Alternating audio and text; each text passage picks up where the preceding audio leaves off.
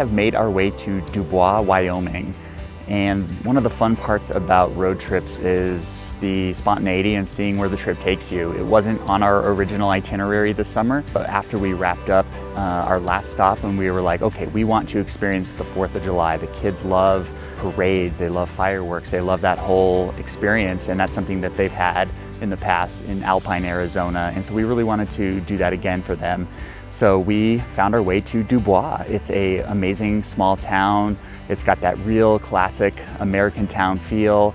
And here comes my favorite little 4th of July celebrator right here, who really wanted to see fireworks and really wanted to see all that 4th of July had to offer. So we knew we had to find a special place to celebrate that for them and give that experience to them. And this is camp life right here, waking up in your Christmas jammies and just rolling out of bed and walking out of the camper, and then you're on the Wind River in Wyoming. Like, how special is that, baby? Do you understand how special it is that you get to go be on the river first thing in the morning?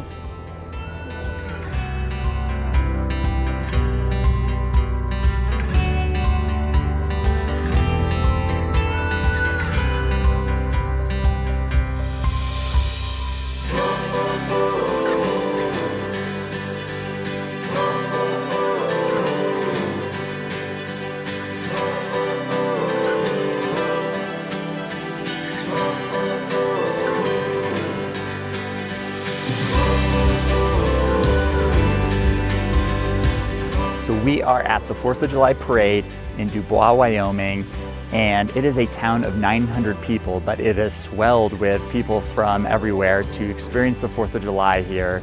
And Luke is jumping up and down, ready for the parade, and it's probably because of the candy.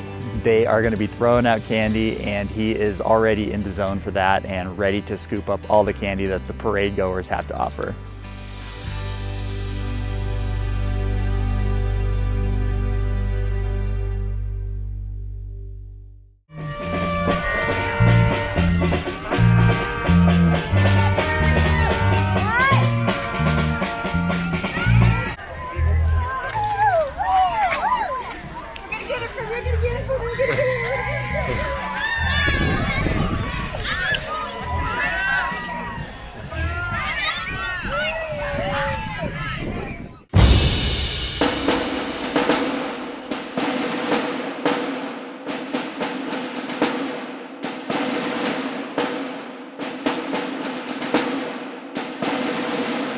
This is hands down one of the coolest parades that you'll ever be a part of. It is a true Old West experience. It has all the cowboys and the horses. It feels like an episode of Yellowstone almost. And then the most unique thing happens. Literally a military convoy of sorts comes out. It's a private collection of these historic military vehicles that is housed here in Dubois, Wyoming.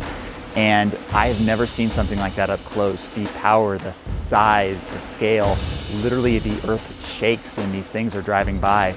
And there's all these tanks and half tracks from all eras of the US military. And it is just phenomenal to see something like that up close. I was just excited as Luke, but man, he was beaming with excitement. His arms were up, he was waving at everybody, he was jumping up and down. It was a truly unique experience, and everybody around us was saying the same thing. There was not a person there that didn't go, wow, that is cool. I am so glad I saw that. I have never seen anything like that before. So just a one-of-a-kind experience.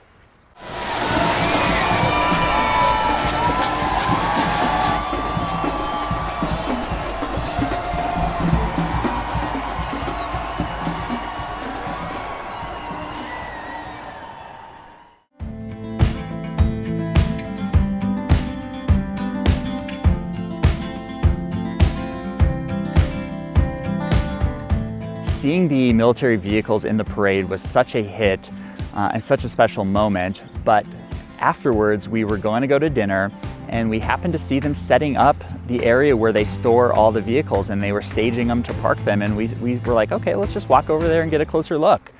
And I didn't know what was going to happen, but I sure didn't expect this. We're up there walking around, and one of the one of the guys who works there and was helping park everything saw us, and this gentleman, his name was Mike, he offered to let Luke get an up-close and private tour of all the vehicles and go into their warehouse that they had there, and it turned into the most magical, special moment. It's one of those that you're in the right place at the right time type of moments that turns into just the most special thing.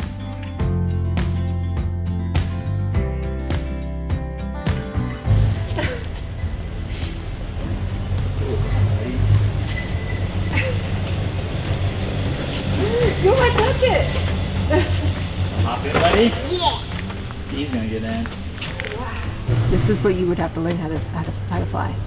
No, I'm the engineer. You're the engineer. Yeah, that's a different type of flying. You don't want to be the pilot? And Jeffy's the pilot and Luke's the mechanic. Okay. What's Fair a enough. mechanic? Engineer, mechanic. Okay. What's a Now you mechanic? can try to climb in, Mechanic buddy. fixes things. So if something breaks, you fix it. I'm gonna close the door, buddy. You're in the pilot seat, buddy. Can I sit in the pilot seat? I'm in the pilot seat. Whoa. Can I sit in the pilot seat?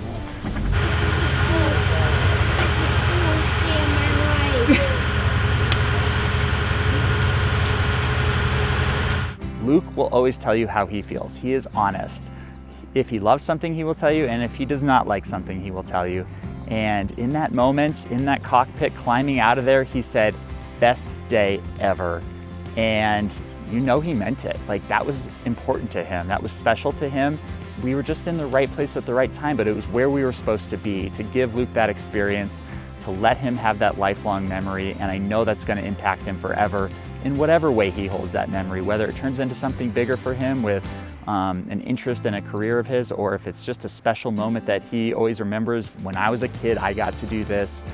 It was magical, it was special, and I just am filled with joy thinking about it, and I'm so happy for him. Once Luke got back there and he got to climb up on a tank, you could see him just exploding with, you know, like life and joy. His smile was so big, and he's up on this big, huge, real tank. Like, this is an military tank that has seen the world and has history. I just want to say the kindness that Mike showed to us to give us that experience. He didn't know our story. He didn't know why we were here. He didn't know Luke's background with losing his vision and how special this would be to him. He was just offering to let a kid see some cool things, and we told him afterwards what that meant to all of us and what that meant to Luke. But he didn't know any of that before. He was just being a kind person and offering to help. And I think that's so rare in this world, and I want to recognize that when people do that, how special that is.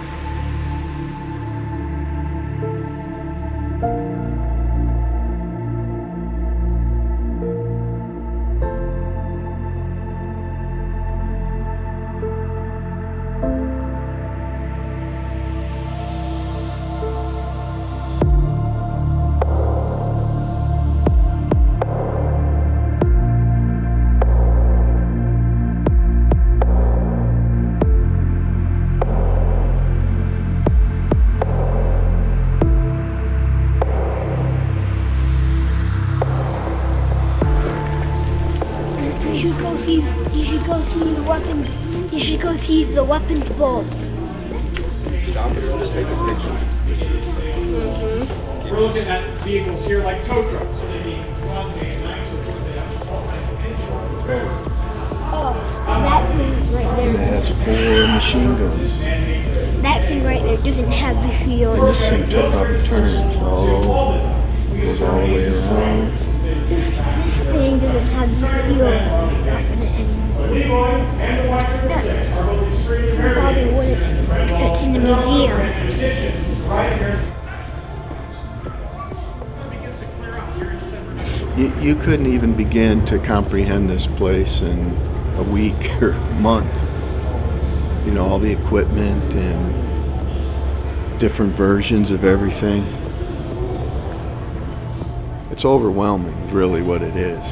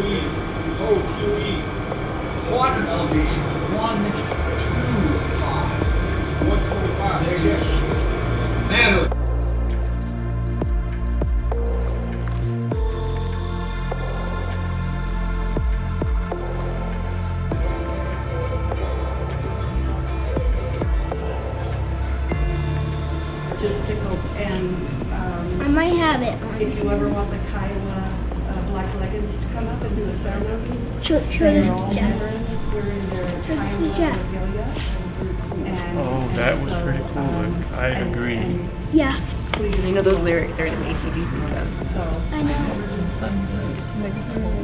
What a amazing but sobering experience to come through here like this. It was the best museum that I've ever personally been through, with such a in-depth tour and knowledgeable tour guide who was just so articulate and well-spoken and knowledgeable about everything going on from World War I all the way through the Vietnam War. And I'm just really proud of the kids and how they did this whole experience. They were watching, they were engaged, they were listening.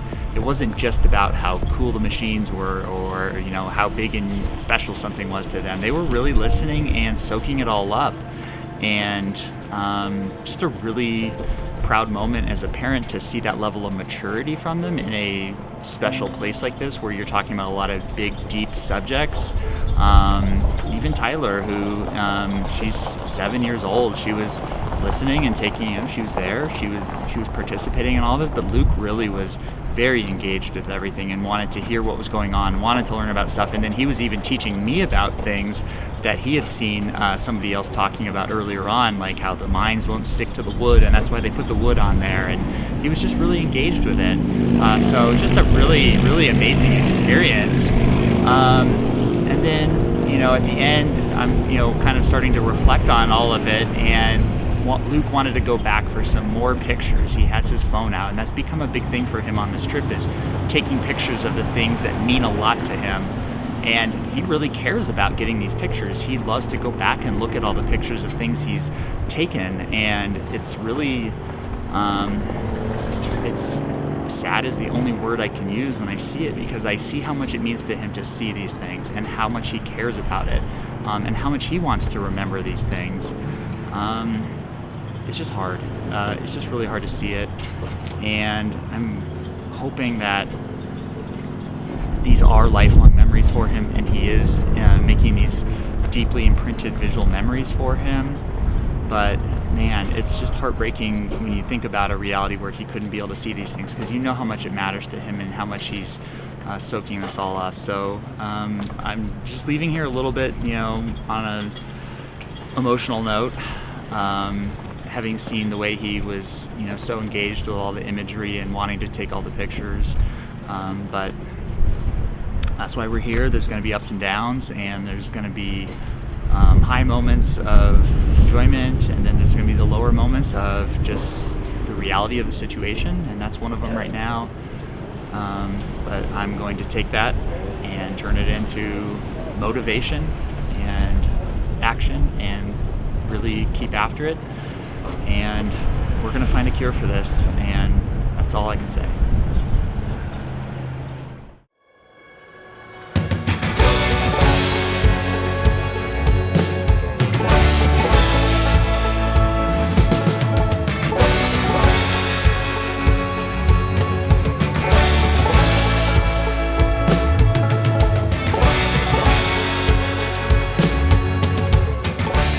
And the hope is that this will help culture the kids. You know, they've seen a lot of what they know back at home in Phoenix, Arizona, and we want them to see more and to understand all the different ways that people live.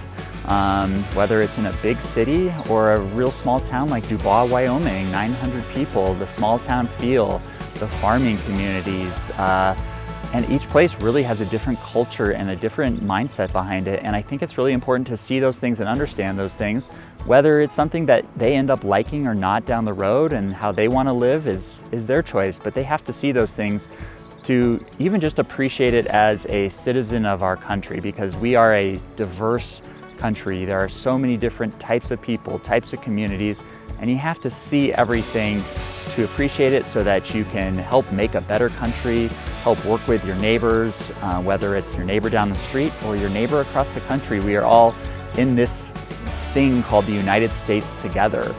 So you have to really see and experience those things, and that is my hope, that they will have come away a little more cultured, a little more aware of all the different types of people and places there are, and the appreciation of what is the United States of America. And that is kind of the culmination of the 4th of July, Independence Day, and a great way to wrap out this trip for us.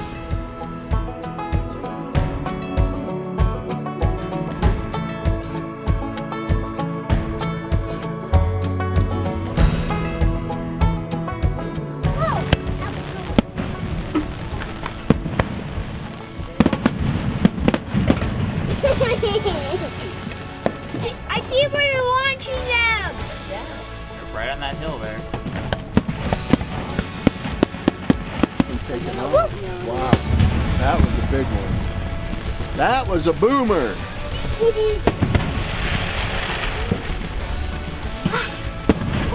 Whoa!